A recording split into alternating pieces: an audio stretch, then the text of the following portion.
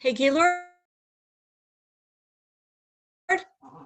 if you want to just get on and then you don't have to like stay on, but if you want to get on, what I could do is make you a co-host. See, I don't think I can make you a co-host till you get on, So I get on. till you get on the webinar. So I get on. Well, that's what I'm thinking. I'm thinking if you just get on, then you can just don't leave the meeting, just leave your computer on, but turn off your video camera or just walk away. See what I'm saying? But that way I can make sure that we've got you as a host so that you can control your own screen share. You want to? I'll just log on now. Yeah.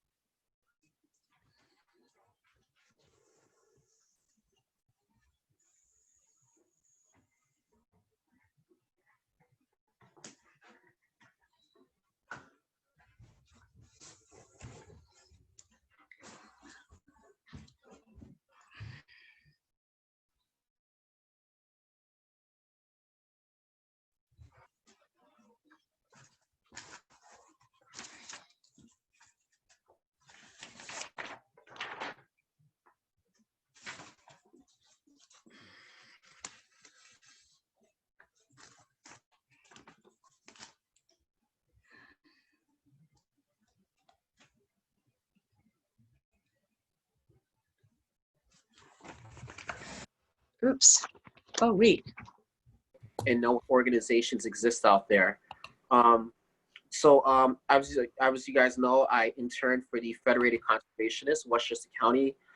We put together a student network and a young professionals group because we're geared towards and committed to addressing the intergenerational divide that's prevalent for our longstanding environmental issues.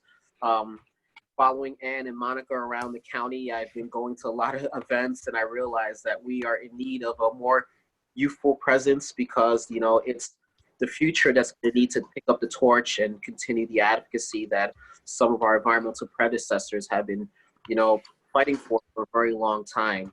So I'm happy this event was put together. Thank you, Abe and Andrew Basta, for, you know, we've kept our iMessage group chat alive for a very long time, putting this together, a lot of messages between the three of us. So we're really, really excited. We have an awesome, impressive lineup of speakers. And I guess I'll give the floor for now to Abe to talk about our youth engagement panel since he is our moderator. And this is Abe Baker Butler, who is the Vice President of the Westchester County Youth Board. Awesome. Thank you so much, Paul, for that lovely introduction.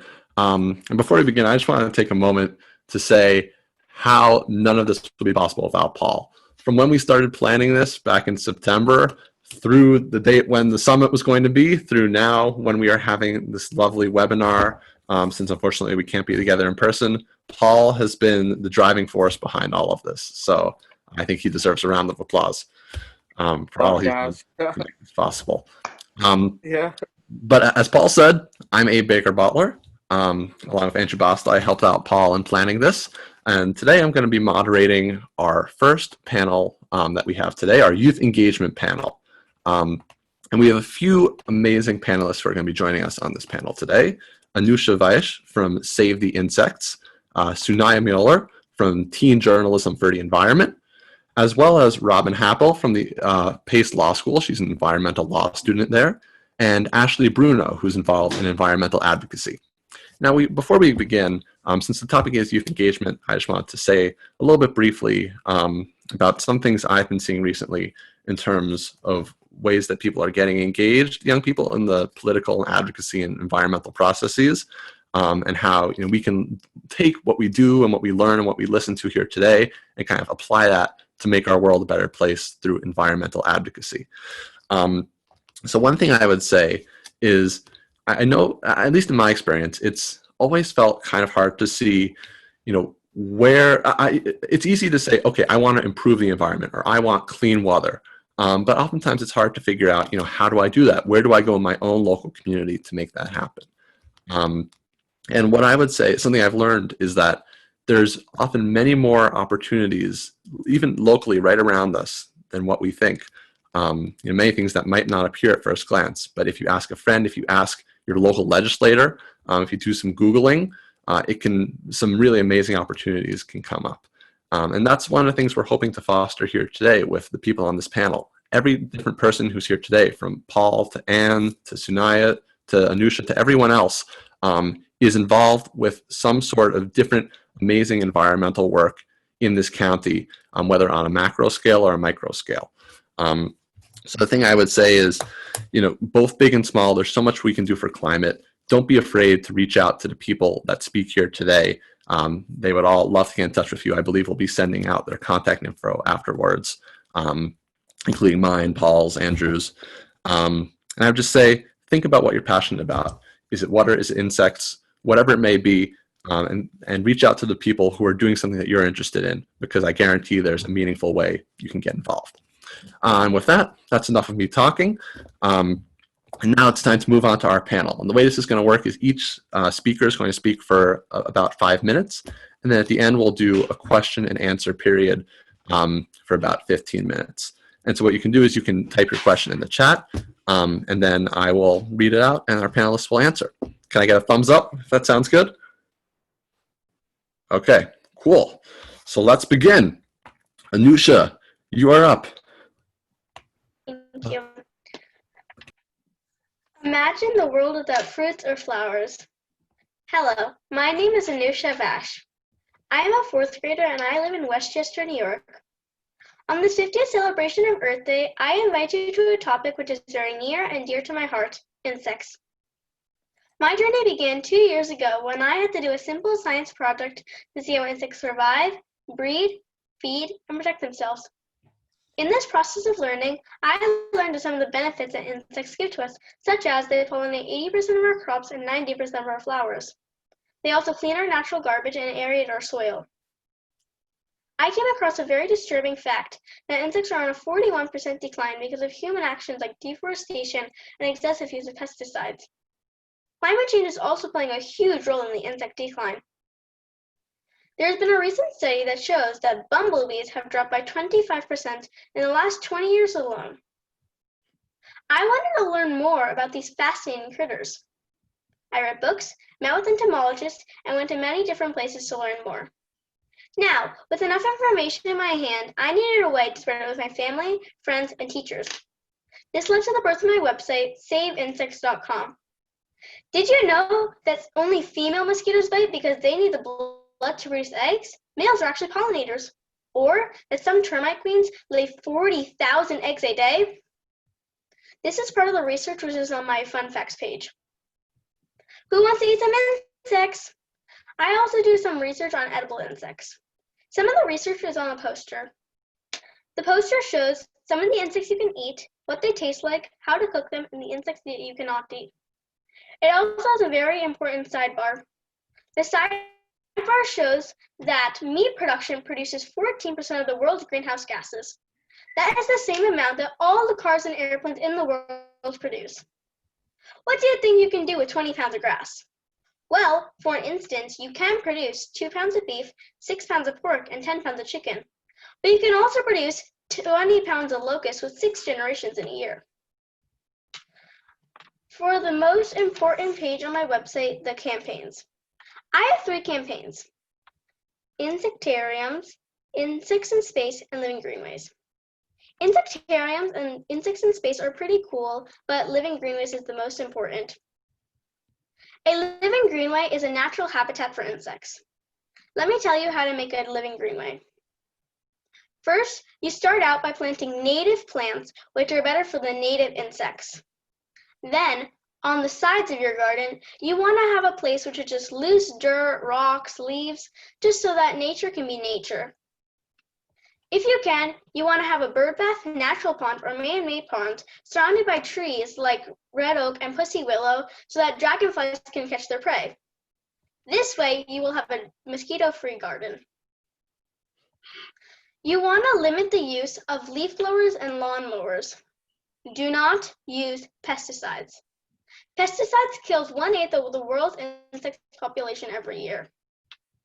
To spread my learnings, I have went to different places such as the American Museum of Natural History, the New York Hall of Science, and the Westchester Board of Legislators.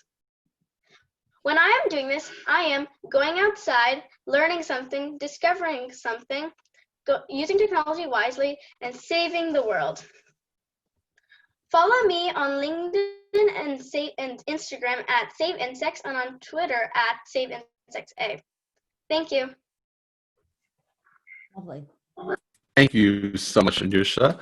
That was amazing. I just want to make sure everyone knows Anusha is so articulate, and Anusha is in 4th grade, which is amazing, and highlights something that I forgot to say earlier, but wanted to say, which is that I know I personally have been told many times that I am too young to take action or to get involved in whatever specific way I want to get involved.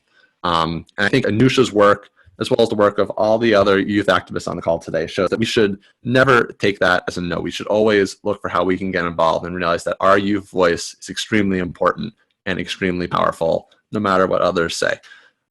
So thank you so much, Anusha. That was amazing. And please comment any questions for Anusha or the other panelists in the chat. Now, we'll be moving on to our next panelist on our youth engagement panel, Sunaya Mueller, who is involved in teen journalism for the environment. Sunaya, you have the floor. Hi, everyone. First of all, thank you so much for inviting me. And I guess I'll tell you guys a little bit about myself. So I'm Shania Mueller. I'm 15 years old, and I'm a sophomore in high school in northern New Jersey. And so basically, I'm a teen environmental activist and journalist. So as a journalist, I began my journey at Scholastic, at the Scholastic News Kids Press Corps, where I was a Scholastic reporter.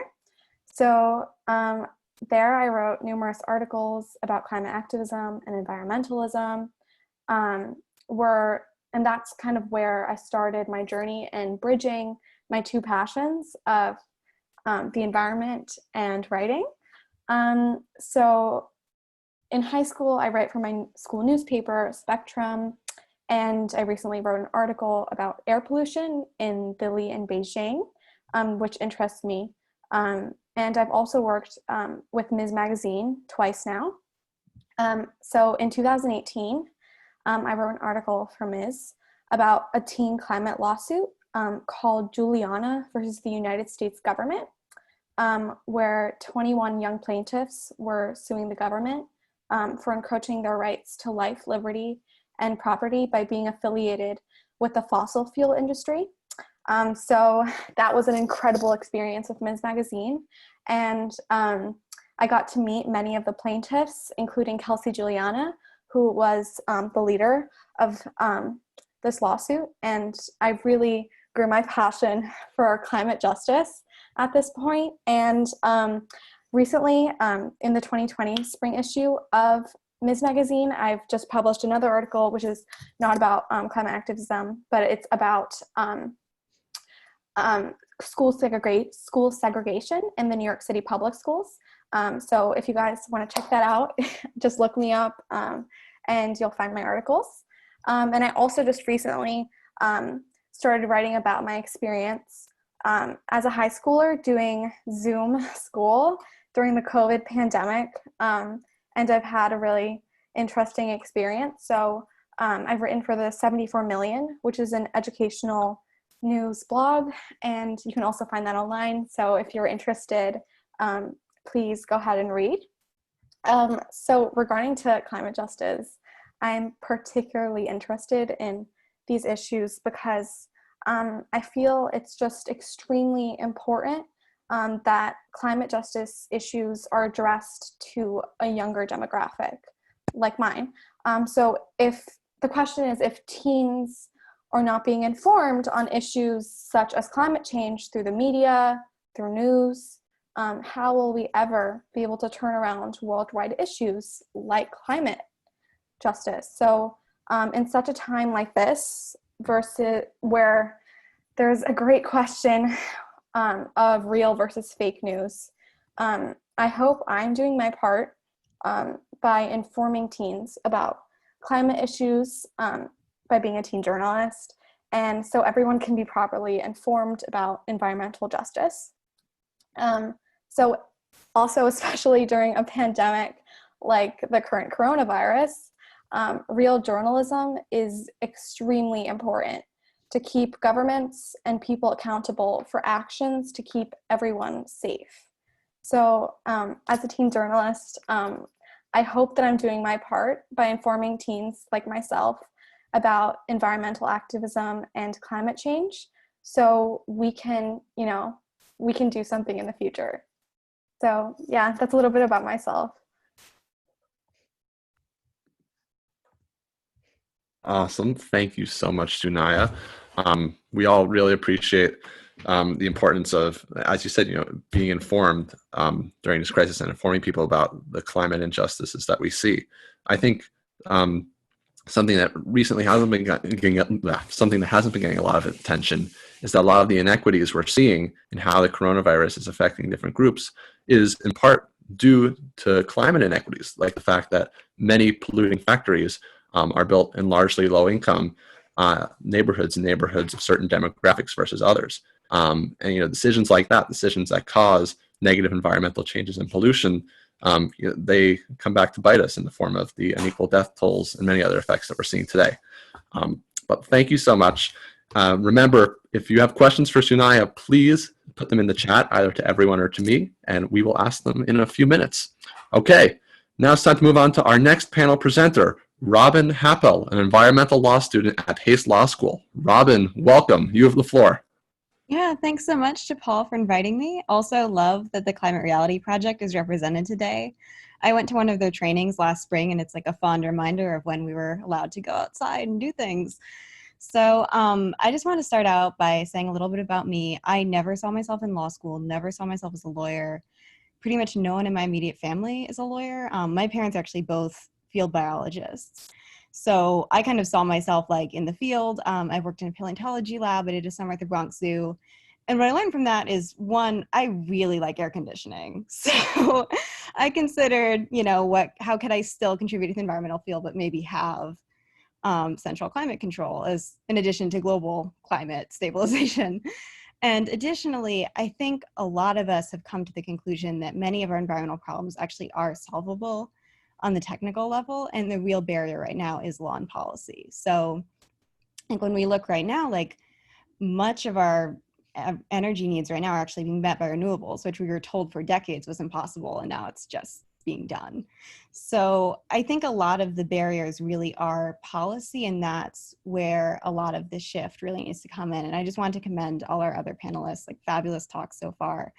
And one thread I saw in each is environmental law isn't necessarily what a lot of people immediately think of when they think of the climate movement, but it plays a very important supporting role. So like the Juliana case is probably one of the most famous domestic climate suits in the US right now. And I actually have been working with Tony Aposa, who's a brilliant attorney from the Philippines, and he actually won a youth climate case very similar to Juliana in the early 90s in the Philippines. And he has a campaign now, globalclimatejustice.com, that I'm the web manager for, that's trying to get possibly an international youth climate lawsuit building on the framework of Juliana and cases like Juliana that have actually been successful in Colombia and recently the Netherlands.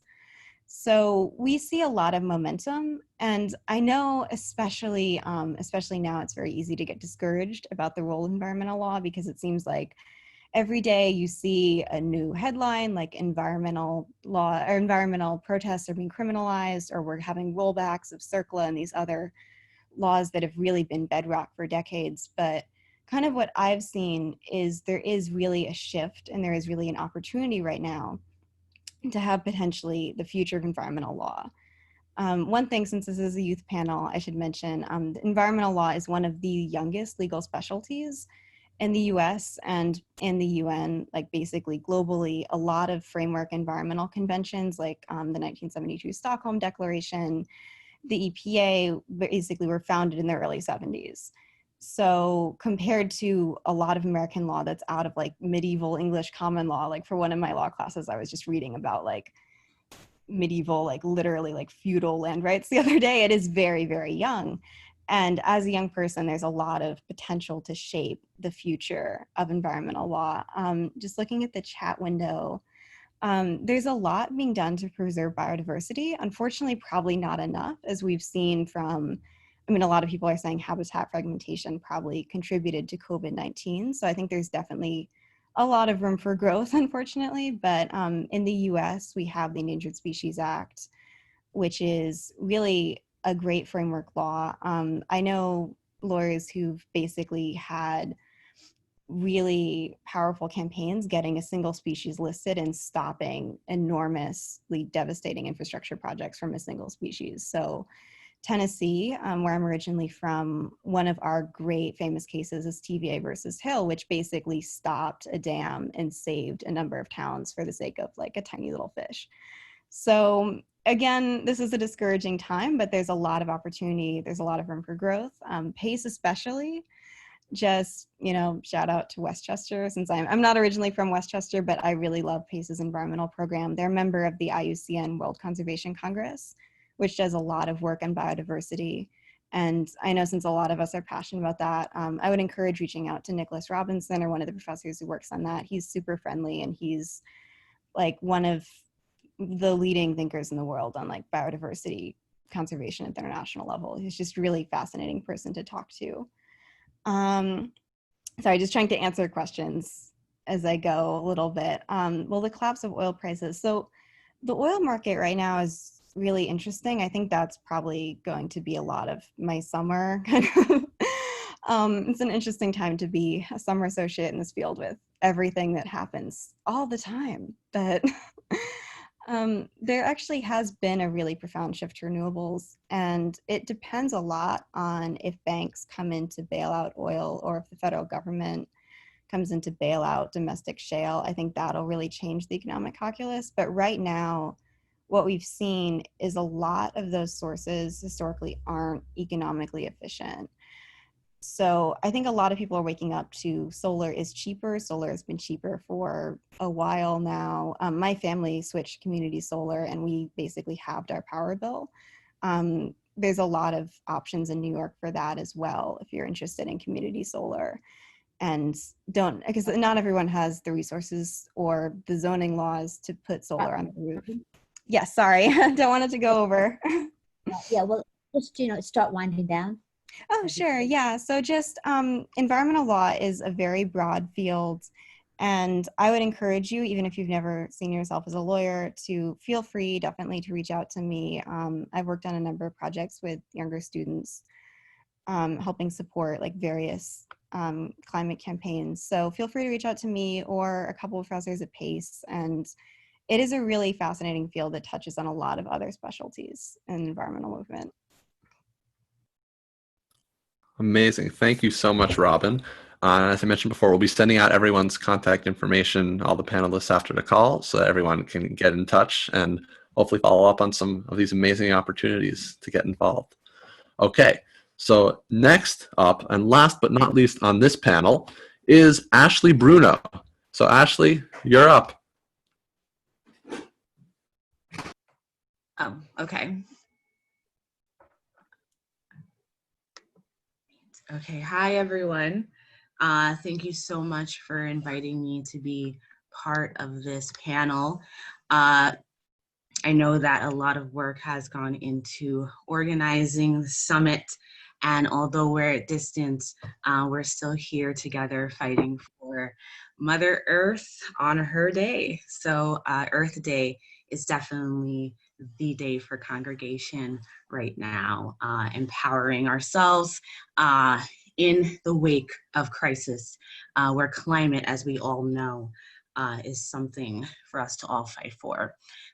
So I represent WCC, Westchester Community College, and I am the president of the Environmental Club, which was actually co-founded by my colleagues, Paul and Peter Singh, who's also here. So I got the chance to help them grow the movement on our campus, and am honored to be here today.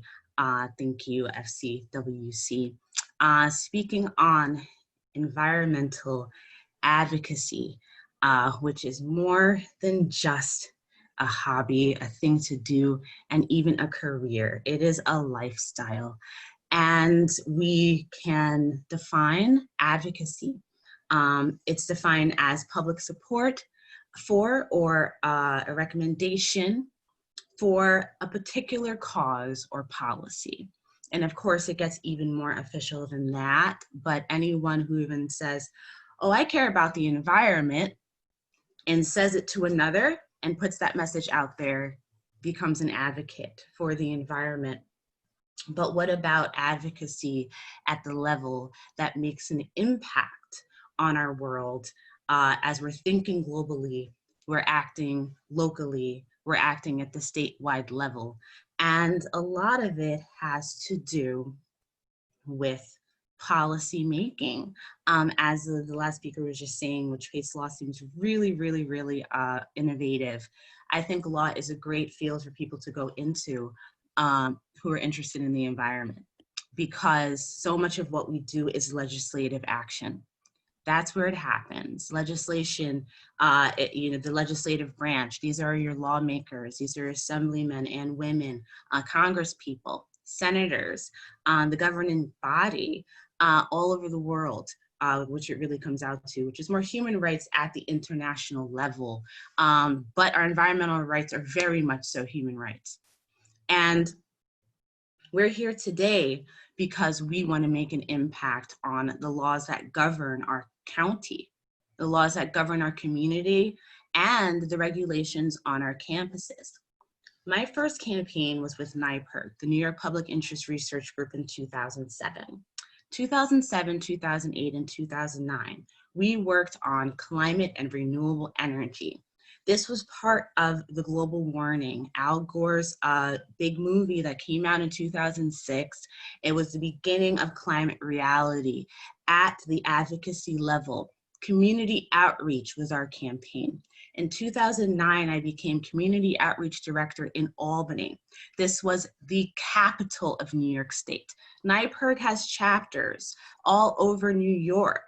A dozen plus chapters on campuses, one of the leading student activist groups in the state and in the nation. There's a chapter at SUNY Purchase if you're there, if you're transferring there. And as a community outreach director, I was in the Capitol. Our office was right across from the Capitol lawn. On the nice days of the week, we went out on the Capitol lawn to practice our raps that we were going to take out into the community. We were right there. When there were lobby days, the Earth Day lobby day, Laura Haidt was NYPIRG's senior environmental policy analyst for over 15 years. I was her intern in 2013 for an environmental law project on incineration in upstate New York. That's air quality. She started Earth Day lobby day in Albany, and she kept it going for as long as she was there. And what I saw was the direct action of an environmental and public interest organization working at the legislative level. And at the beginning, I understood advocacy. Anytime I could go in there, I went in there. I shook hands with legislature. I would wear my tie-dye just so they knew who I was. But at the same time, I respected the professionalism of policymaking at that level. But it's grassroots. I don't go in there alone. This is a representative government. We are the constituency that elects our leaders, and that means that we have the right to be represented. So when I go to speak to policymakers, I don't speak for Ashley Bruno. I speak for all the community members that we gather, and that's grassroots organizing. This is every person in the community that has said, I care about this cause. I'm contributing to this organization to give them the independent power to work for us and not for those corporations that we're fighting. That's grassroots fundraising. That's what it takes. It takes legislative advocacy. It takes a grassroots movement. Every petition is a person. Every letter they write is a voice and represents even more people. You can represent their whole county. This is advocacy.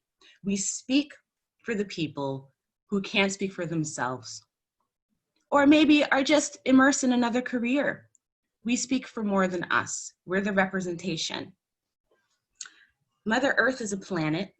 The animals are very much alive, but they don't speak human. But when someone is an animal rights activist, they speak for those animals. When someone's in forest reservation, they speak for the forest. We speak for the public, and that's advocacy. And we work to actually help create systems of justice and enforce the regulation of those laws. Just like right now, do we want to see the Clean Water Act repealed? Did we want America to deny the Paris Agreement? We know our environmental treaties are at the environmental level. So we want to be represented as an environmental nation, right? And that's what's, Ashley? Okay. thank you, that's it. You have another minute, but just start winding down, that's all. Oh, absolutely. So we want to be represented as an environmental nation. We do that at the national level. We combine that with the international level, but we act locally. The things that we do every day is advocacy. The people that we work with is advocacy, and it's making an impact. So I'm glad to be here on Earth Day. Amazing. Thank you so much, Ashley. And now I believe it is time for our Q&A. And so feel free to continue commenting questions for any of our panelists in the chat. But I'll start with a question that we received from, one moment. Aha, here it is. A question we received from Chris. And this is a question for Anusha. How do you feel about insect repellent, Anusha? Insect repellent is like, it's not bad for them, like, but I really wouldn't do it. It's not like the best thing, but it's not like, I mean, it's better than pesticides. And really, honestly, you don't really have to worry for insects because only 0.1 of the insects will actually harm you. Got it. Thank you, Anusha. Yeah, I think that's something a lot of people, I mean, it feels like insects can be so scary, or you read about the few that are venomous, but you're right, it's really a small percentage. Okay, next question is for Sunaya from Nancy. And the question is, Sunaya, what would be your best advice on dealing with parents who don't support you in fighting for environmental health and environmental justice? Wow, okay, that's an interesting question. In my personal experience, I've always had extremely supportive parents who really encouraged my passion for environmental justice, took me to protests, climate protests, and encouraged me to write about my passion. So I'm really, really grateful for that. But if someone is in a situation where their parents are not supportive of their environmental justice, I would say do it anyway. Because if environmental justice, climate justice is your passion, is something you want to be involved with, is something you want to do, go ahead and do it. Because there's no planet B. There's nothing to stop you. There's nothing to hold you back. Write about it. Go to protests. Speak your mind. And, that's what I would say.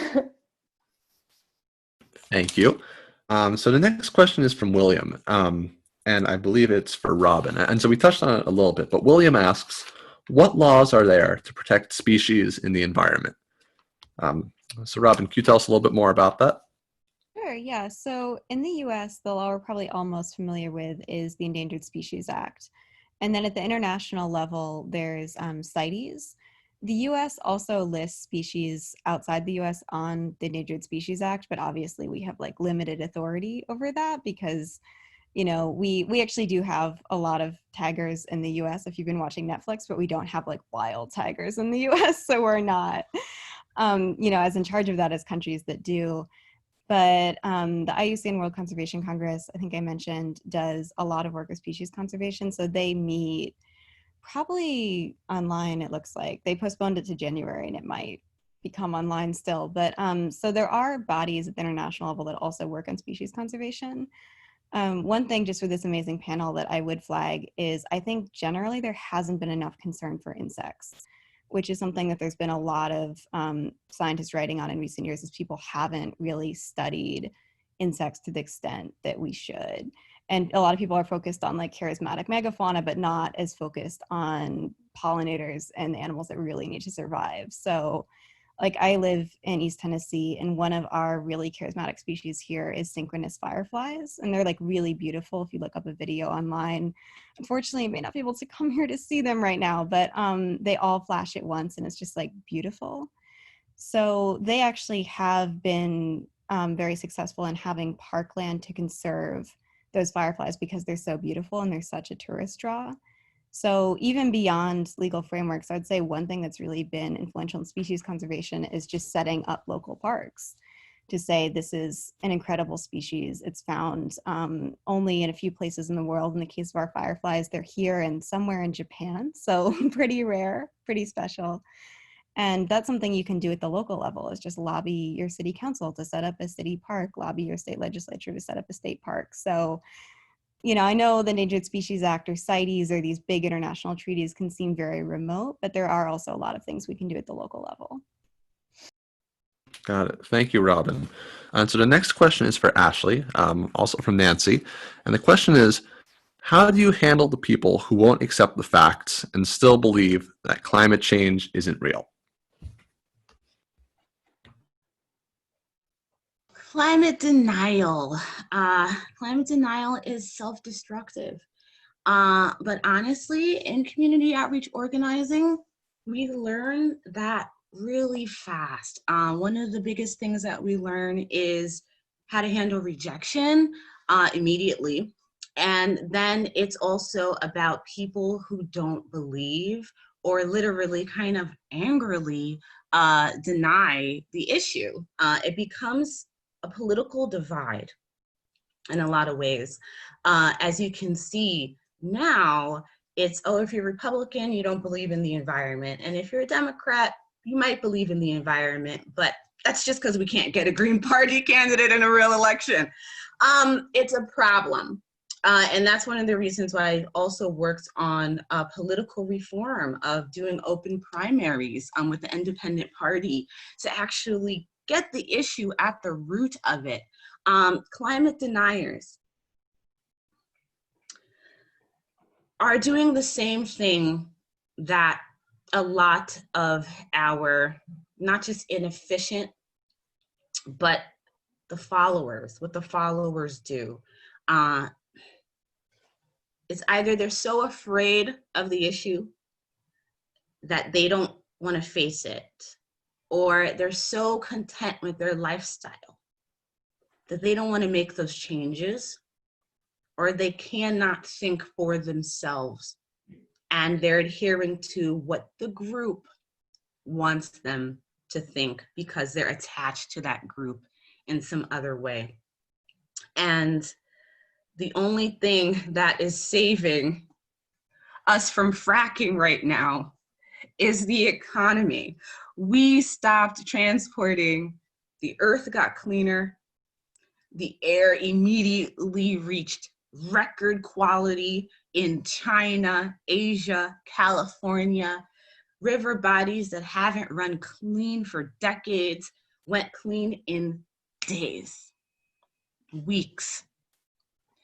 Not only do we see the human impact because of this shutdown, we see the human impact that is causing the pollution every day, not just over the last 30 years, not just over the last 170 years since the Industrial Revolution, since the steam engine, but within weeks. And we know that Mother Earth can restore herself that quickly, but it's our everyday activity.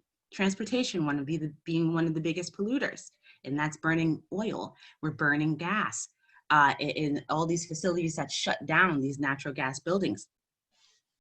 The truth is evident. The science can't be denied. It's a psychological problem. At this point, that's why we're pushing forward. We present them with the facts, we educate them on the issues, and we activate people. Activists activate, educate, and motivate people to get involved. We don't oppose them with hostility. We don't make them feel dumb.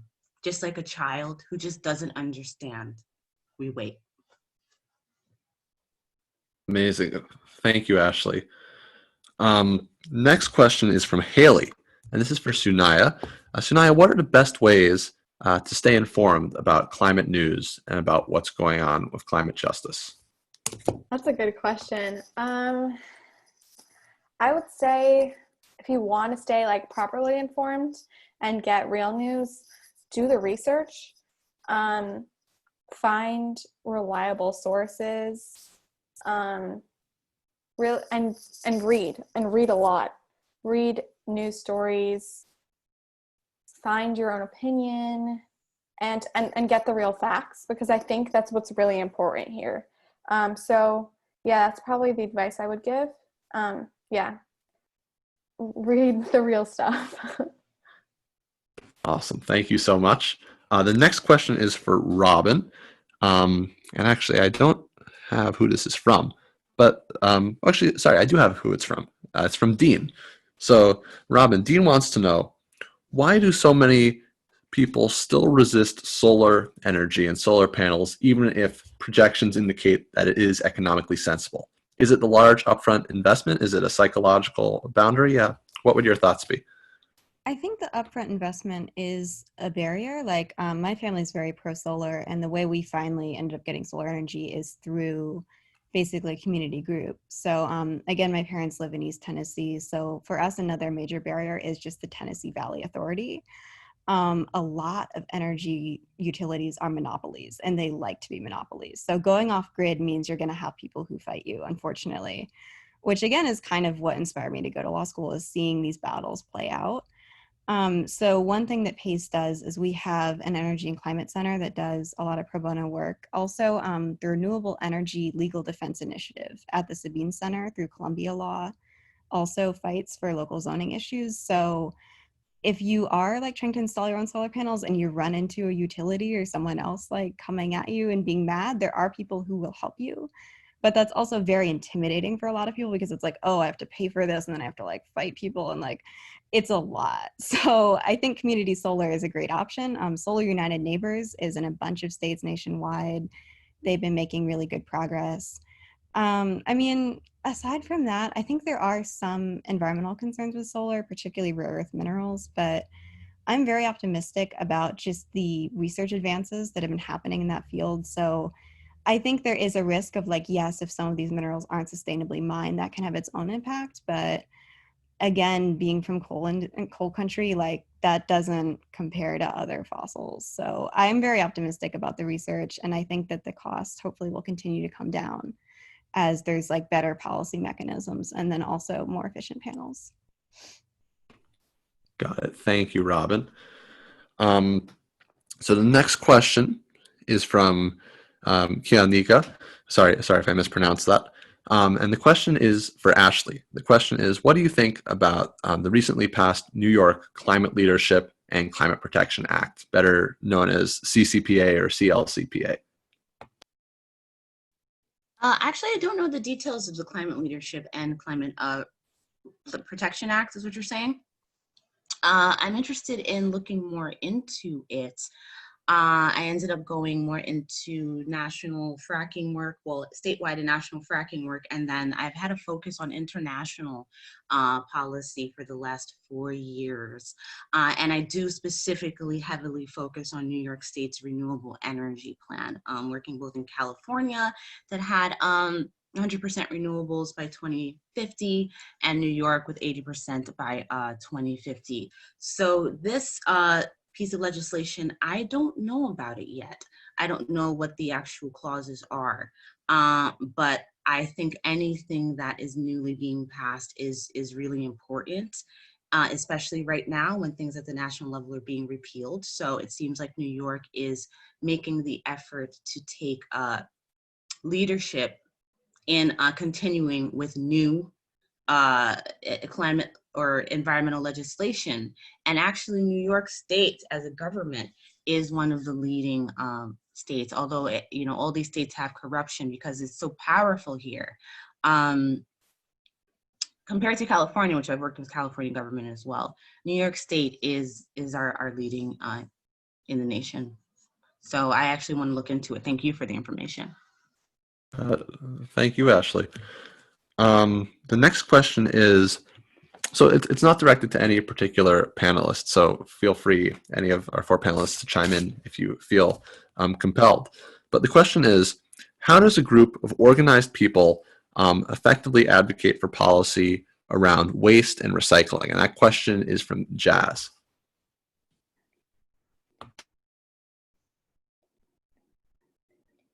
Is this for me to answer?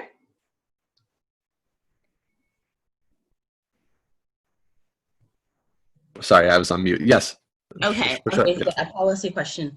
I would say if you really wanted to create policy, you have to first decide at what level. Is this going to be on your campus, or is it going to be a county initiative that you want to take, or even something in your neighborhood?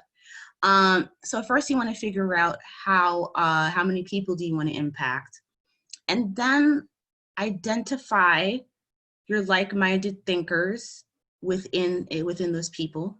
Let's say in your neighborhood, who do you know that's in your neighborhood that wants the same thing? Or on your campus, who are your campus people that you can work with? And then identify the administration. If you wanted to do something at your county level, might you contact Shelley Mayer, the assemblywoman, to have her introduce a piece of legislation to improve recycling in all of Westchester County? I would contact her. I've met her before. She's actually really nice. She's really nice. And let's say you wanted to, you could contact the mayor. You could actually, as a citizen, do that work. And the more people that you have that you're working with, the bigger voice that you have. On your campus, you identify your administration there. Talk to faculty who you know care about the issue, want to help lead on the issue. And like we're doing on campus now, we're working to ban plastics, single-use plastics on our campus. And we've gone from an idea to now we're doing a survey and an official petition, campus-wide petition, to working on writing it into the facility tenure. So we're contacting the facilities person. We're going to take this to the school president. But before we take it to those people who make the final decision, we're bringing as many people as we can with us. And we're not just asking them to acknowledge an issue. We're giving them the solution as well. So we write them the solution to how it's going to be done. We're not asking them to think it up and do the work. We're doing the work and we're bringing the plan to them. So I would say those are your steps to take. Got it. Thank you so much, Ashley. Now can we Okay. time check? We're getting close? Yeah, we should start winding down for the next panel. Okay, perfect. So time to wind down. So thank you so much to all of our panelists for those amazing introductions and amazing answers to those questions. And before we move on to our next panel, which will be moderated by Andrew Basta from Sunrise Westchester, I just realized I never said what I'm involved in, so I am Vice President of the Westchester County Youth Board, and I'm involved with J-Team Leadership and State Senator Shelley Mayer's Youth Advisory Council. And what I would say is, so I'll put my email in the chat, but what I've learned over the course of my involvement is that there are so many opportunities within the County Youth Bureau, both our Youth Board, our Youth Empowerment Council for Change. Every state senator in Westchester County almost has a youth advisory council. Most towns have a climate committee where they would love to have a youth on the board. So I'll put my email in the chat. I would just encourage you to please reach out if you're looking to get involved with some sort of municipal or government organization where you can advocate for climate. As Ashley said, it starts with the grassroots, but you have to go in and advocate with government. So yeah, and I think that's everything. Thank you again so much to our panelists. And I guess with that, I will turn it over to Andrew. Thank you so much. Abe, yes. Thank you so much. What a great panel that was. That was the most exciting panel I've heard in a long time. It was really, really wonderful. And well done. Great questions. Before we move on to the next panel, we just want to acknowledge we have a Board of Legislator member here, Damon. Oh, And we want to welcome you and thank you for being a part of this webinar. You've had a busy week, a busy month with the county's been doing an excellent job dealing with the virus and protecting us and keeping us all safe. So we thank you for that, and we thank you for being on with us tonight. It's my pleasure to be here. Where would I rather be on Earth Day than with young people? This is your future, your Earth. And yeah, in terms of organizing, you got to get after us. Talk about holding us accountable.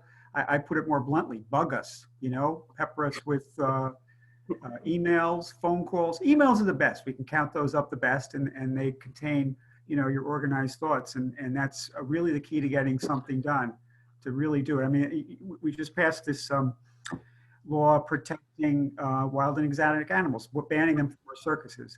And that was, hardcore people. It's the kind of thing that passed unanimously. Everybody thinks it's a great thing, but it takes a core of really dedicated people to keep pushing the legislative body and then the executive to do something about it. So, what you're doing is great, and happy Earth Day. Well, we thank you so much for that. And this gives us a great opportunity, Paul and Abe and Andrew, to put it out there that next Wednesday, April 29th at 4:30, we will have members of the County Board of Legislators and Lisa Copeland, City Council, City of Mount Vernon, correct, Paul? Yep, City Council President. City Council President.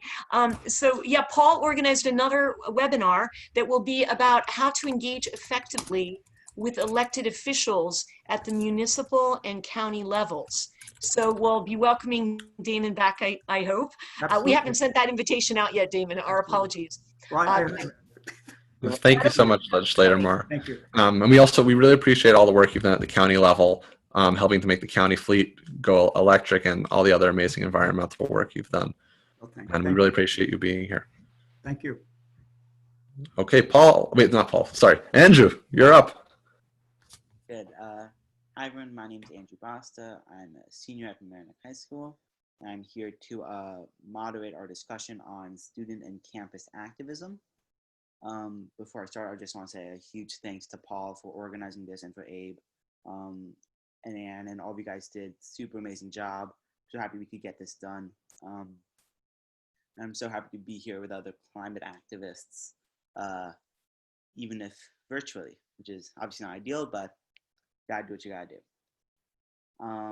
So I'll start with a little bit about me. I'm the co-founder of Sunrise Westchester, a movement fighting for climate justice and against climate change. I've also been involved in electoral politics on George Latimer's, Shelley Mayer's, and a handful of other campaigns.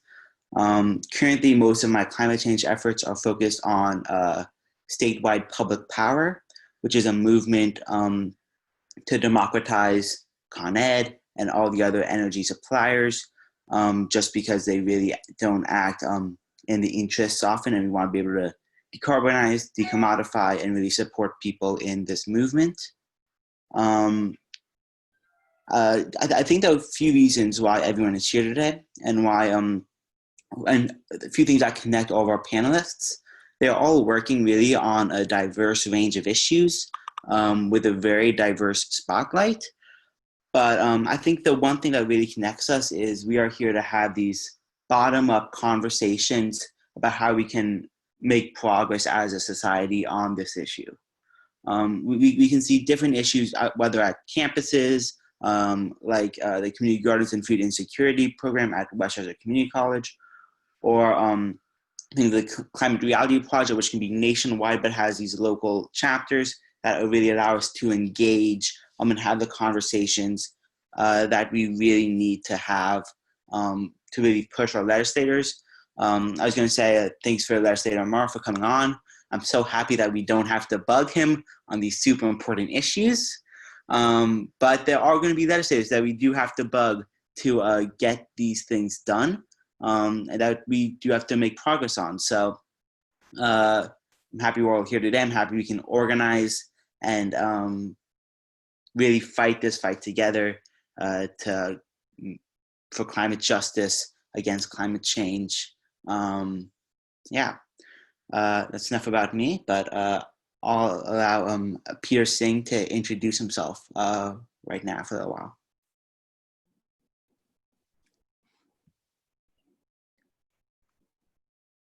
If he's on. Is Peter on? If He's muted. He's muted. Peter, you're muted, Peter. Hey, can you hear me now? Hello? Yes, we can hear you. Amazing. Hey, cool. Right. So I'm Peter Singh, student in Westchester Community College. SASE, Students About Saving the Environment. World Link, that's a nonprofit that I also started as a student to promote environmental education. I'm an renewable energy engineering major. I'm also going to do a concurrent degree in electrical engineering. Those are my pursuit. It's all, connected to the environment. Yeah, let me big up Ashley and Paul. Thank you guys. Also WCC students, Vikings. You see, we're Vikings, we're fighting for the environment. Ashley, thank you for that wonderful, very informative session that you did. Paul, thanks for putting everything together. And Jaffe, the whole Federated Conservationists of Westchester County. They've been around for like 40 years fighting for the environment. So I want to give them a special big up for making this possible. They did have a session earlier. What was weird? It was like, I asked them if they had an age restriction, like there was no youths on it. Like, the generation gap between like what we're trying to do now, because I mean, obviously I'm older than you, but I'm a student and we still support the environment, but there's like a kind of disparity with that. We got to try to bridge that gap with what they're doing, what we're doing. They should be here listening to us as much as we should be there, engaging with them also. So what I'd like to talk about earlier this afternoon is food insecurity and community gardening. Now, in the U.S., we have areas of the nation, the country that are called food deserts. Food deserts are areas that are, it's really weird, dude. It's like you could be in the city and you could be on a block and there's like 10 delis around you and you're in a food desert. Because what happened is there's no really access to nutritious food and good food to eat, a proper balanced diet. And then maybe sometimes you don't have like a car, you can't drive there, transportation to where like, good food, organic food is. So we create these areas and, it's a problem, because health is a problem. Like we're really soldiers too, because, you hear them talking about the essential workers, the healthcare workers, they're superheroes, and they are, my son and my daughter, they're nurses, but we are also essential workers because we don't really have a day off as environmentalists and activists because, we're fighting a hard fight every day. I mean, the COVID thing is real, it's killing people, but the environment's been killing people because of humans for the longest, dude. Like from 1750, post-industrial revolution, like how much CO2 they put in the environment. They kill out seals, they kill whales, they kill fish. They're polluting with plastic, all of these things. So it's real, and we're the real essential workers because we fight every day. We don't have a day off. Like COVID will be over soon, and I wish it never started, and it'll be over soon. But our fight goes on, and we're the frontline workers, and I listened to Greta Thunberg. She came on my Facebook today. I admire her as a youth. She speaks up, speaks her mind. And for you younger guys, I applaud you. You are the real soldiers because you're doing it, man. And you understand it from a young age and you're fighting for it and going forward. You guys are going to be the real generals and the real superstars. So I applaud you. If there's a dozen of you, 3 of you, even 1 youth that understands, because the education and understanding what's important, because it's your world. We create these food deserts, food insecurity in the world. We're using GMO food, Monsanto, they're giving us, stuff that grow without seeds. We're using like chemicals on the land, poisoning it, lawsuits for using chemicals, pesticides. It's crazy, man. It's like, it's really bad. I grew up I was born in Jamaica. I came here when I was like 4. I lived in Brooklyn and you know, I've been here like for all my life. And when I used to go back to Jamaica and I see old people, they live like 100, 120, 30 years old. Seriously, dude? You think you're gonna see people around here like 80 years old? Because they're giving us so much chemicals, poisoning the environment, the air that we're breathing, the water and all these things. That's why, you know, food insecurity, that's what it's all about. Food deserts. I'm just telling you the real. I don't need to go into a lot of technical things. I'm just keeping it real with you. That's what we're facing. That's what we're going through.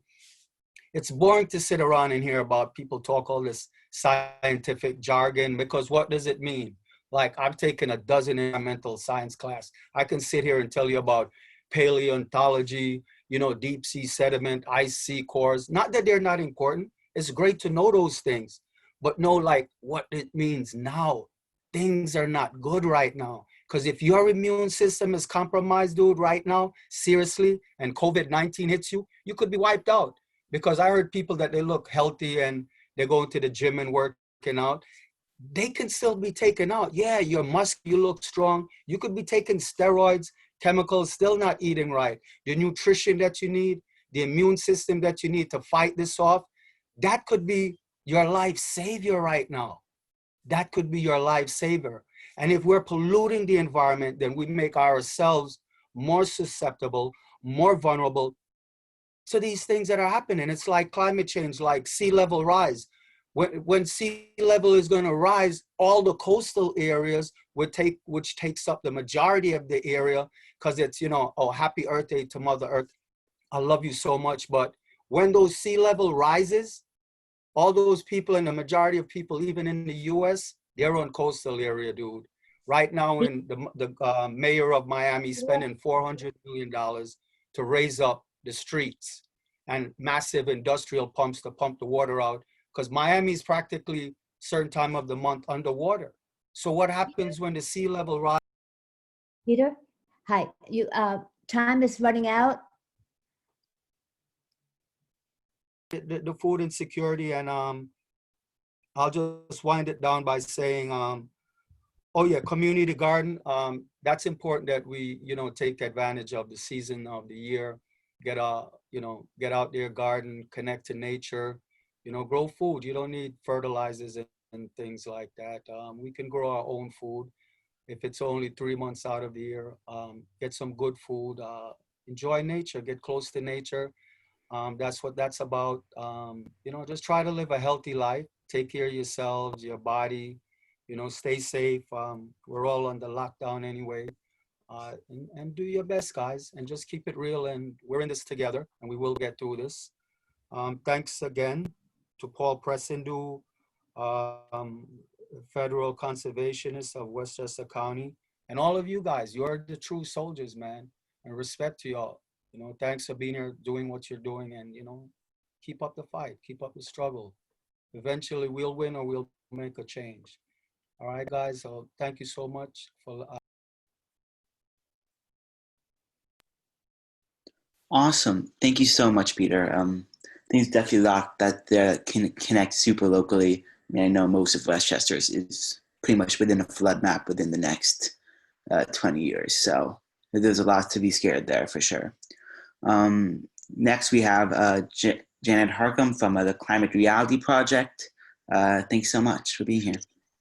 No problem. I'm going to probably be one of the scientific talking heads for a moment, unlike Peter Singh. But anyway, I'm going to share my screen if you don't mind quickly. Can you let me share or no? Janet, I will give you screen sharing permission. Thank you.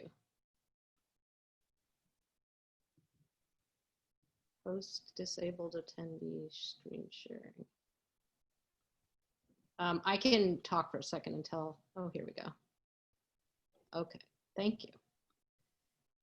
Quickly, super quickly, what I'm going to do is talk about youth engagement with the Climate Reality Project, what you can do. Westchester County, well, I was trained also, Robin was trained by former Vice President Al Gore's Climate Reality Project. There's more than 20,000 climate leaders worldwide. He does, you know, in the past before COVID, he did a number of trainings every year. You could be part of the core. It's free. You have to get to where it is and find somewhere to stay, but the training itself is free. And it's a very empowering thing to do. You end up getting all of his lecture slides, and it's a turnkey thing where you then have that information to be able to go out and teach and train and talk to people about the environment and about the climate. And I'm just gonna remind us that this photograph was the Blue Marble, and it was taken in 1972. This is the 50th anniversary of Earth Day, and that was 50 years ago, 1970. This photograph was taken 2 years after the first Earth Day. And the importance of this photograph is that there had never been a photo of both poles together, right? So the top and the bottom pole were visible. First time you'd ever seen the Earth as a system. And this is really my favorite photo in the entire slide deck. I'm gonna end it almost here. I have a couple more slides, but this is the Earth's atmosphere. You almost don't need to say anything else. You don't really need the science. The Earth's, from the top of the Earth to the top of the atmosphere is only 6 miles. We are polluting like an open sewer, Al Gore likes to say, unregulated into the Earth's atmosphere, and it's 6 miles from here to here. We've all walked 6 miles. It's like you cover a basketball with a piece of saran wrap, and that saran wrap is the width of our atmosphere. It's really not, you don't need much more to realize it doesn't work. Just doesn't work. You don't need the science. But I'm going to show you a couple more cool slides of the kind of things you can get from climate reality. This is a picture, if I can move this is the parts per million of concentration of greenhouse gases in our atmosphere over the last 800,000 years. So this is the ice ages, ice age 1, 2, 3, 4, 5, 6, 7, 8. And the next slide, and this is where 350.org gets its name. You know, they want you to, they want us to stay below 350 parts per million of the concentration in the atmosphere. Oops, what's going on here? The next slide, the next shows the temperature in correlation to that parts per million. It follows suit. So up, down, up, down, up, down. With the amount of concentration in the atmosphere goes the temperature. Where we are today is up here. We're at 415 parts per million. And if we continue business as usual, what we are going to have by the end of the next century, and by the end of this century, is way up there. And if the correlation with temperature tracks, we do not know what's going to happen. And the next slide, that's it. That's all I'm going to do for that. But the idea of the Climate Reality Project slides is to teach about the science, to help people understand the global picture of it, that it isn't really difficult to understand. And you then can go out and teach people and talk to not the converted and pretty much talk to them on any level, economic, whatever. We all deserve clean air and clean water. Nobody really argues that point. And there are a lot of ways to reach the outside the bubble.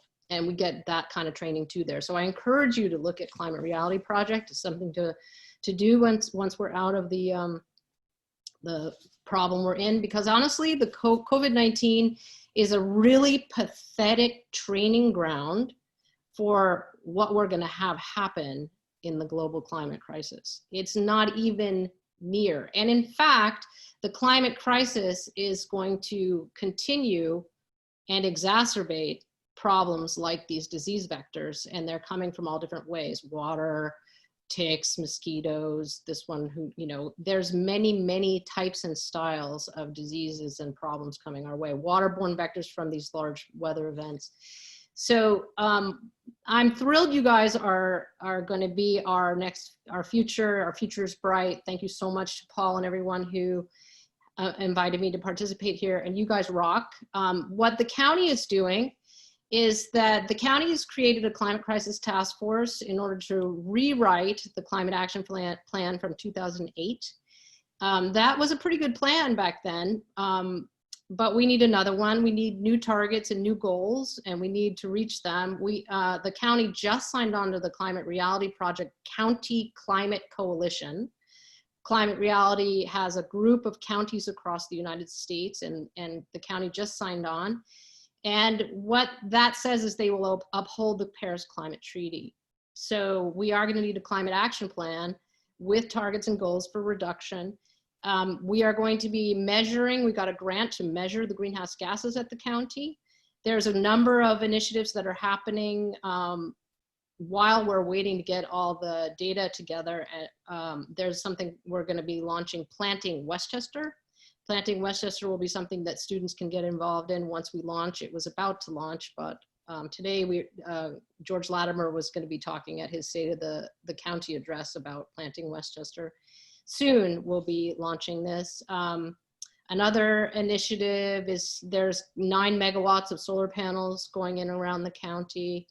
There are a lot of things, but as far as youth engagement goes, I think Planting Westchester and the Big Clean and other things that are coming down the pike are ways to get involved. The Climate Crisis Task Force is a group of volunteers, so you could join.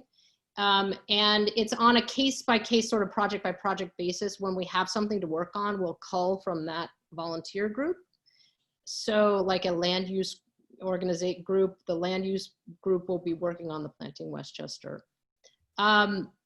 I don't really have too much else to say other than I encourage you very strongly to get involved in, if you want to join the Westchester chapter of Climate Reality Project, then please do. And you can look it up here. I can put it in the chat of how to join the Westchester chapter of Climate Reality Project. And that's me in my 5 minutes.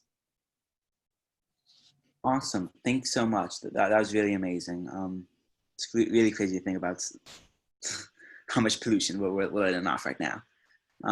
So thanks so much. If you have any questions about that, make sure to drop them in the chat and we'll answer them in the Q&A. For now, we're on Gaylord Holmes from Citizens Climate Lobby. Hello, I'm just trying to get this up. Okay, can everyone see? Yep. Yep. Okay. You're on now, aren't you? Yep, just need to expand it. Play. So just click from beginning. Yeah, from Okay. beginning and then share. Okay. There you go. There we go. Okay, so I'm going to talk about something quite different. Citizens Climate Lobby is very different than almost any other environmental group working, and I'll tell you why and why we think that's pretty important. Just turn my timer on so I don't lose track of things. So Citizens Climate Lobby has one and only one goal, and that's to get a fee assessed on all carbon at its source and all fees to be collected by the government and sent back to households monthly on an equal basis. So why is this important? This is something that covers the entire country, and it can be implemented quickly. So just to go through this a little bit. Okay, so we talked about the fee. The dividend is allocating equal shares every month to the American people. Equal shares means that a family gets the same amount of money whether they are at the bottom of the income scale or at the top. It's the exact same amount of money, but the difference is that people who are 2/3 and down in terms of the overall income level end up getting a net benefit in cash. The dividends exceed what their increased cost of fossil fuel is. So they get a net benefit, which is great. It's a progressive statute. It's revenue neutral, meaning that fees are collected, but they all go back to Americans who can spend it however they choose. On solar panels, on getting a fuel efficient car, on anything that helps reduce their carbon usage, or whatever else they want to do. So let me just pause here for a second.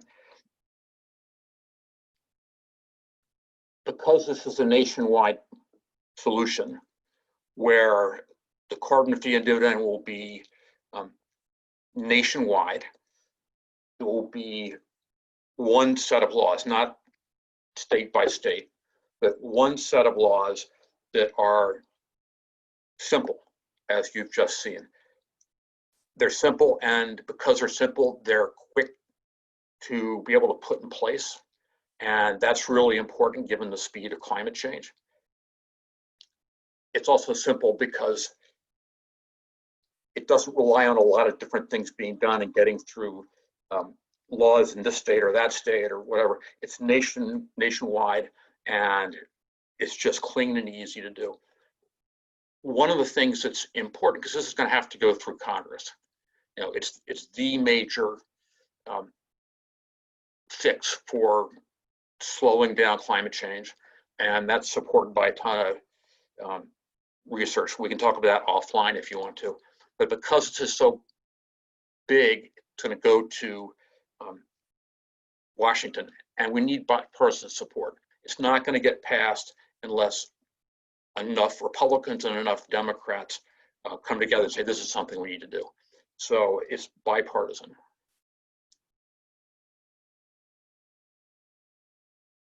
And I don't want to get into the polls, but even in recent polls, the majority of Republicans say that we need to move forward on this, and there's a strong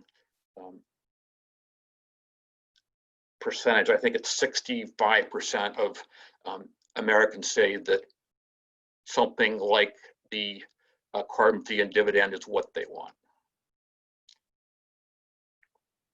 So let me tell you about CCL. We are over 425 groups with 170,000 supporters. We are in almost every district on the state or national level, every district in the country, in addition to many internationally. And this is the core of what we do. To be able to get Congress to pass the carbon fee and dividend bill, they need to be approached on a number of different ways. So CCL has different ways of lobbying Congress, and it's great fun.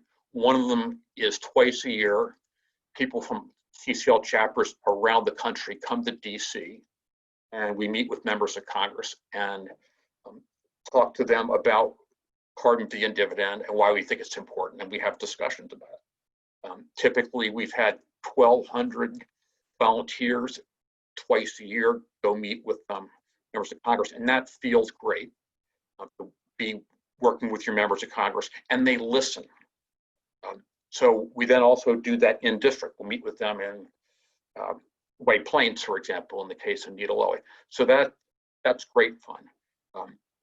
Media relations is another way that we try and influence members of Congress. That means, for example, getting op-ed pieces into the newspaper.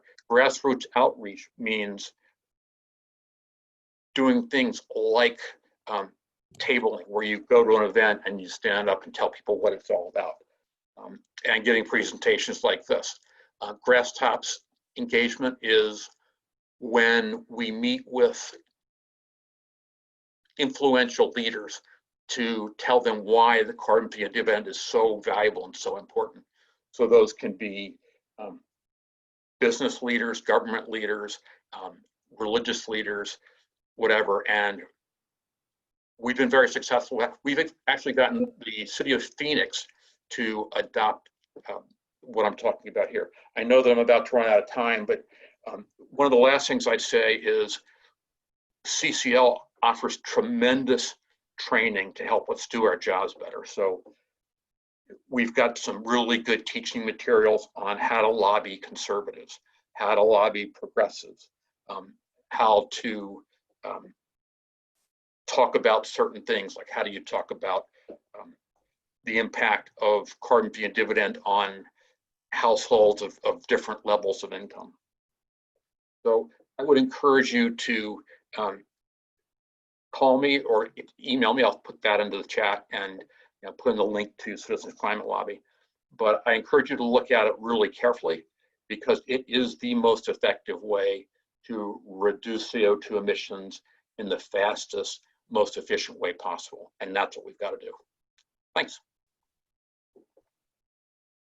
That was super amazing. Thanks so much. Before we move on to our next speaker, just want to thank Ernest McFadden of the County Youth Bureau for being here, and Marcia Brewster from the United Nations Association Westchester chapter for also being here. It's great to see so many officials, so many people here willing to listen to the youth on an issue that really affects us. Now I'll move on. For last but not least, my fellow peer from Merrimack High School, Caitlin Carpenter from Sunrise Westchester, is here to speak. Hi, everybody. Okay. So I wanted to first thank you all so much for all the panelists have been so impressive and so great this evening. You've all taken such action, and it's wonderful to see everybody here. So I understand that we're definitely running out of time, and so I'm going to try to keep this quick. First, a little bit about me. So I'm a sophomore at Merrimack High School, as was just mentioned, and I've always been really passionate about the climate and very concerned about our environment. And so to put this in perspective, I'm 15. I cannot remember a time where I literally cannot remember a time when I was not concerned about the state of our environment. I remember in like second grade writing this little piece about how just the whole, not even just cars when they're being driven, but the whole process of creating a car was wasteful or something. But I don't know. The point is, I cannot remember a time when this was not incredibly prevalent in my life. And so as I've now gotten older, I've kind of taken this stress and this sadness that has come from the state of our climate and the state of our world, and channeled it into action. And so, like a lot of young people who have spoken before, I think that it's really important that youth are speaking up about this, because, I mean, it is our future, and it's not even our future, it's our now. And so this is kind of the passion and the idea that Sunrise is trying to capture. So we are a coalition of primarily youth, primarily high school students, college students, and people in their early 20s, although we welcome people from all ages and all walks of life into the movement. But we are nationwide, and so our big idea is to influence our politicians. I know that we've talked about the importance of policy. In our first panel, was mentioned how policy is really our biggest barrier when it comes to the climate. And so we're trying to influence politicians to support a Green New Deal, which I am sure many of you have heard about. I'll just go over that briefly, because that's what we're fighting for here. And so our policy frame follows this idea of a Green New Deal. And so a Green New Deal isn't one piece of legislation. It is a kind of overarching idea of a series of policies and legislations that will be passed based on a certain framework. And so there are kind of like three main pillars when we talk about a Green New Deal. And so the first one being trying to move our country and our industries and our economy to 100% renewable energy within 10 years. And so policies that are aiming to radically change and radically address this urgent climate crisis fall into this category. And then kind of our second big thing is that as we do this, we would like to create millions of good paying jobs, well-paying jobs that help to support every American. Because the third part of this Green New Deal is that we would like to lessen the inequalities. And I think that actually Abe brought this up at the very beginning of this panel, how Corona is really exposing some of the inequalities that we have in our country that kind of stem from climate. How oftentimes communities of color and minority communities will be located towards closer to factories that are polluting, and then that predisposes them to so many other health effects. And so part of what Sunrise is trying to do is address those issues as well. And so we are fighting for this through advocacy, which again was mentioned before, all these great panelists, through advocacy and through strikes, and then also through influencing who our representatives are. And so we participated along with, I'm sure many of you, in the giant climate strikes that happened all across the globe last year. It was incredible. 2019 was considered the year of protest, and it certainly was a year of protest, the environmental and climate community as well. And so we've been fighting on the streets for lawmakers to introduce pieces of legislation that follow along those 3 pillars of the Green New Deal that I talked about earlier. But I also talked about, though, that we are not only helping to influence legislators, but we are influencing who is a legislator. And so we do a lot of work now that it's election season, phone banking for candidates. And so this also ties into what we're doing during Corona, because obviously we cannot take to the streets right now, and we cannot go and lobby for things. But what we can do is we can phone bank for candidates who we believe would help to promote this Green New Deal and framework that we are fighting for. And so actually here in Westchester, we are endorsing Jamal Bauman. He's running for Congress in New York, 16th Congressional District.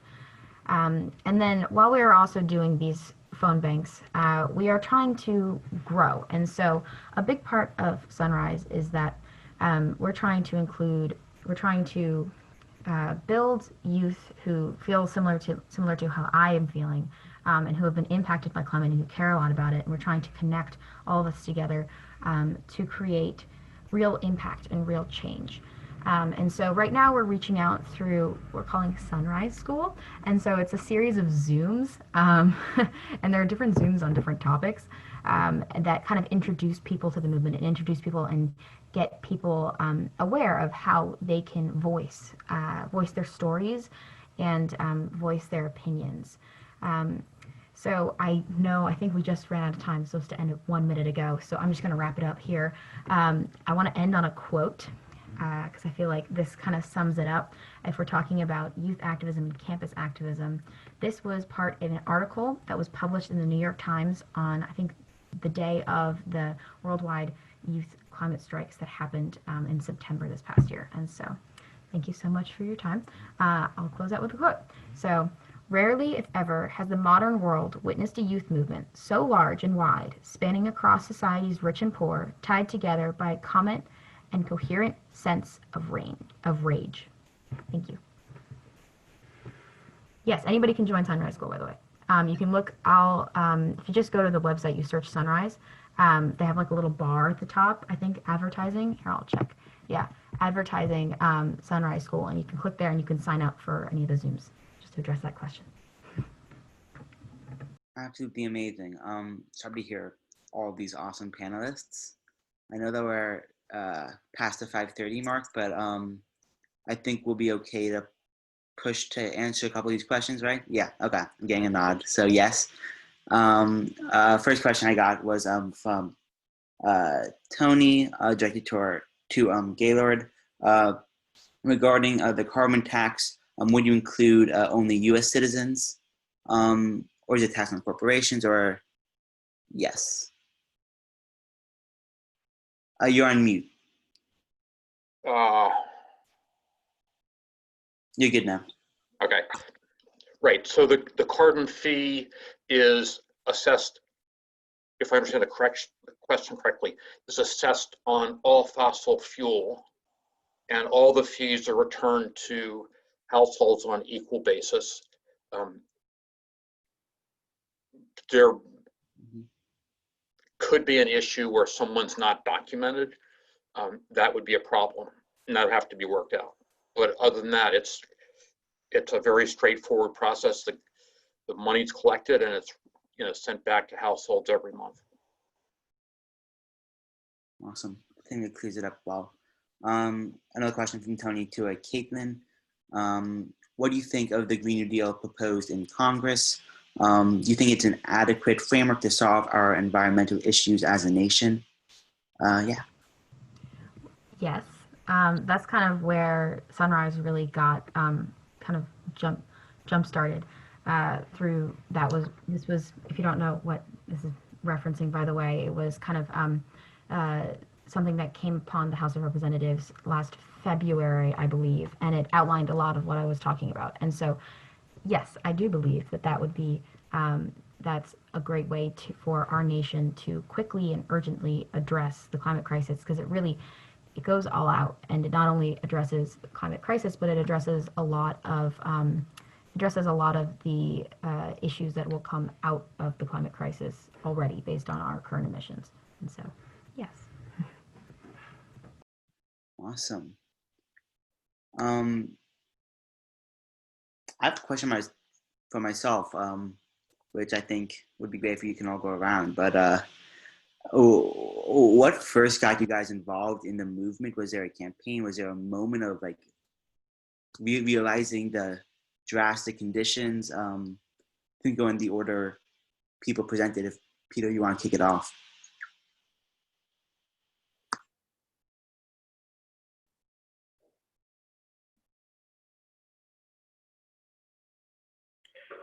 Are you there, Peter? We can come back to him later if Janet, you want to go. Sure. You're asking what was my aha moment? Why did I start working in the climate industry world? I grew up in California, in Northern California, and my father was an environmentalist, and I, like Caitlin, I do not remember a time where I wasn't outside in nature doing stuff. I remember when my father got arrested because he was trying to stop something from getting paved, a creek behind our house getting paved, and I was 5. And it, like we used to call it picketing, not marching, but we used to picket all the time. And, we had solar panels in the 60s. It wasn't new technology. It's been around a long time, and it's just not been, it's better now, it's cheaper now. It was used for water heating, but I had sisters. I had hand-me-downs. We recycled. My mother was a queen recycler. We had our own garden, and then I moved to New York, and it was just not like that here. People did not know what tree they were sitting under, much less, why they wouldn't want to throw garbage out the window. So I just turned from being just a regular environmentalist in California to being an activist, and that's how I started it. Awesome. This is Gaylord. I guess I'm next. So I grew up in a family where the outdoors was really important. I didn't think much about the environmental problems per se until maybe 20 years ago, and didn't really know how to do anything about it except make some donations to the Sierra Club, etc. But then when I came across Citizens Climate Lobby, I saw something that was a great fit, because one, I love being able to meet with members of Congress and tell them why this is important, and to do it with other people, members of CCL who think the same way and are as committed and stick to the CCL policy of being, or ethos of being, respectful of everyone, of listening, not being upsetting. We go in and we have a discussion. We have a goal of a long-term relationship, and that's what I think is really important in a world where members of Congress and presidents come and go. I also believe it's the single most effective thing that can be done within a reasonable time frame to save the planet. And we're behind on this. Canada last year put a carbon fee and dividend in every province in Canada. That's what we want to do. Amazing. I'm gonna skip over you, Caitlin, with this because you kind of answered this in your intro. But we got some new questions in the chat. So I think this is also directed for Sunrise Movement people. Why do many conservatives and Republicans not support the Green New Deal? Well, I think it's kind of obvious that the Green New Deal is a very liberal idea, and so it's an opposing ideology towards conservative ideology because it does have again government overreach, right? So it involves the U.S. government really pushing to solve this climate crisis. And so if you are opposed to government overreach, this might be opposed to you. However, how I would rebuttal that is that, you know, this is a climate crisis, and I think that it is something that we do need urgent action on, and we do need drastic action on if we really want to address it how it should be addressed as an existential crisis. But I saw your question, and there was this great study done by Yale program on climate communication. I'm going to drop a link in the chat. But it actually shows that a Green New Deal is does have some bipartisan support. I know that the media currently is very polarized on both sides, and so a lot of the time it doesn't reflect a lot of what happens on the in-between. But what happens on the in-between is important because a lot of Americans are on the in-between. And so I'm going to drop this link in the chat talking about the strong support for a Green New Deal among both Democrats and among Republicans. And so I hope that answers your question. Awesome. I'm going to also boost that question, I think, to Gaylord, because he mentioned in his presentation on lobbying more conservative members of Congress. If you have any tips on maybe how to push people to support climate action.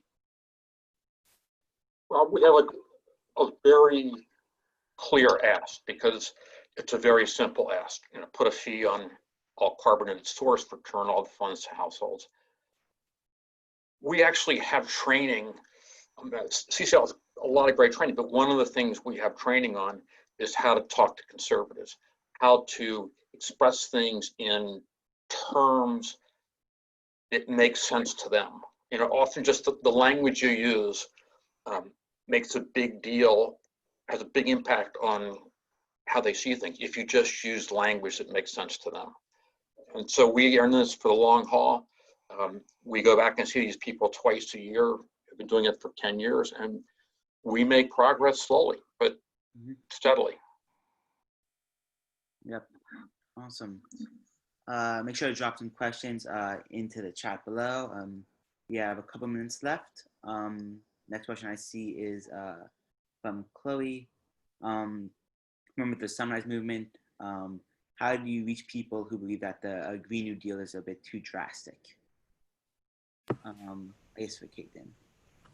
So that's a great question. Well, first, I guess my instinct is to say this is a drastic problem, and so it needs drastic solutions. And also, we don't really have another option. Given the speed, I know that Climate Reality Project had that great graph. Given the speed at which this is moving, just to put into perspective, just to throw some more numbers into there, we have emitted as much CO2. If you were to cut our CO2 emissions over the entirety of the human race in half of those emissions have happened in the past 30 years. It's ridiculous. And so we need, at the speed that this is going, if we do not solve this in a drastic way, fast, World War II mobilization, we will suffer dire consequences, drastic consequences.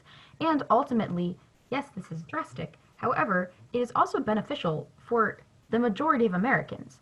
And it's building a country based on a solar grid. It's building a country based on renewables. It's building a country based on equality.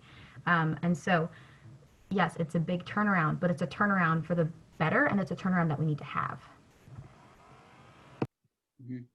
Yep, awesome. I think we just got a new question from Tony. Do you think the coronavirus crisis will detract from our climate crisis efforts?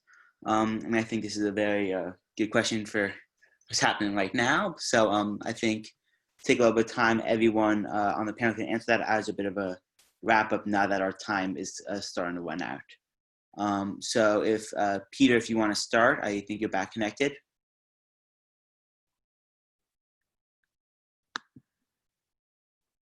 Am I unmute? Am I unmute? Yep, you're good. Okay, great, guys. So you can hear me.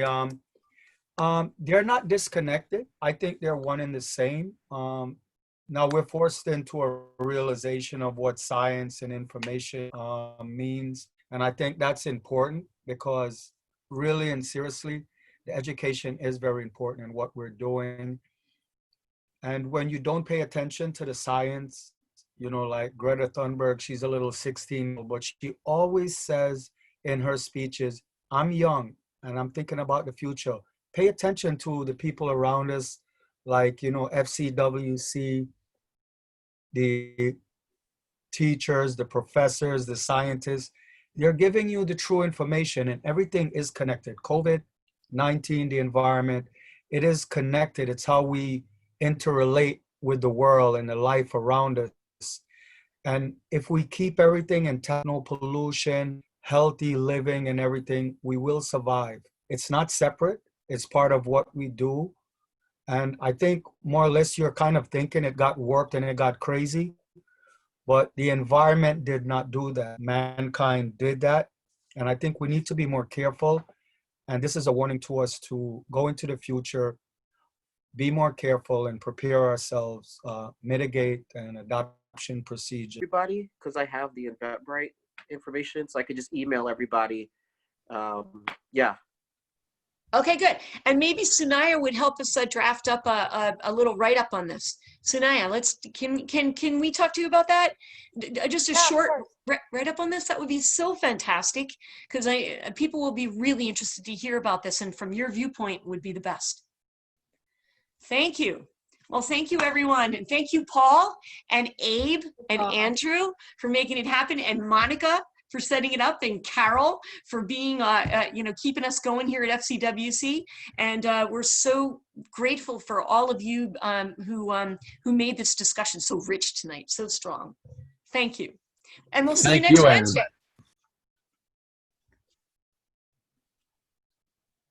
Thank you. Thank you. Bye. Take care. Bye-bye.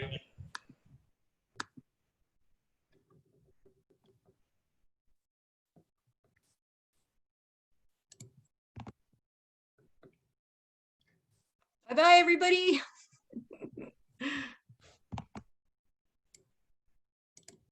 Awesome, man. Let's see, Great job. I gotta end this. Let's see.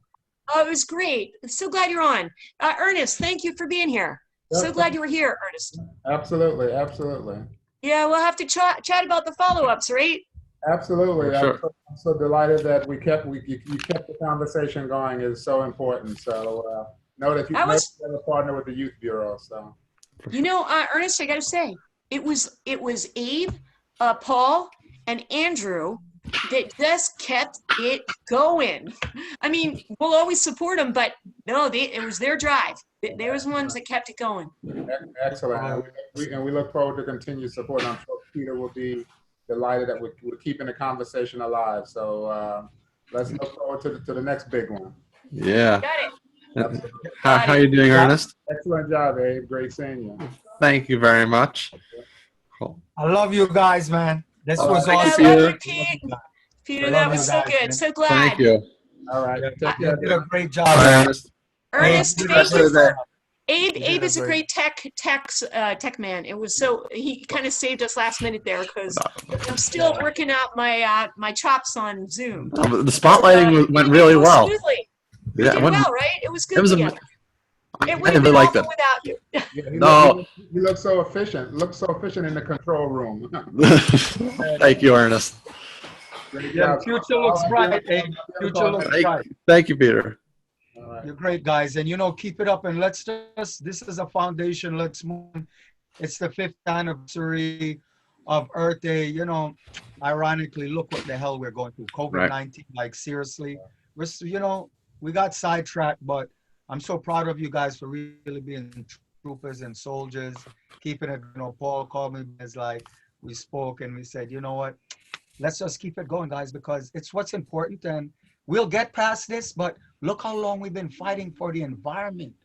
Yeah. Guys, we got it going, and this to me months ago and said, Peter, everybody there, when we do this and we go to the county center, let's make it real. Let's make an impact. And you This know, was pretty real.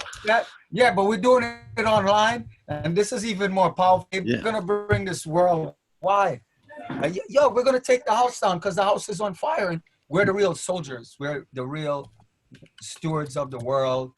We're the essential workers. Now, when you're saving lives, it's important. But we're saving lives. We're saving the planet. So proud of you guys. I'm proud to be here. And keep Proud up the with good you. work.